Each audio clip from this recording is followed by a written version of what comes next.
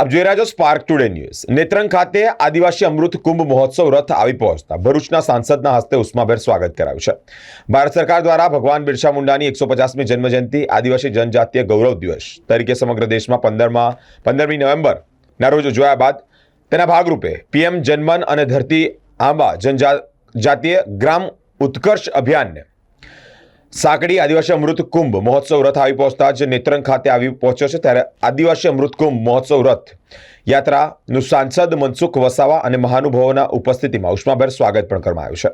આ પ્રસંગે સાંસદ મનસુખ વસાવાએ જણાવ્યું છે કે ભગવાન બિરસા મુંડાની 150મી જન્મજયંતિ વડાપ્રધાન નરેન્દ્રભાઈ મોદીજી દ્વારા 15મી નવેમ્બરે ધરતી આંબા જનજાતીય ઉત્કર્ષ અભિયાનનો પ્રારંભ કરવામાં આવ્યો।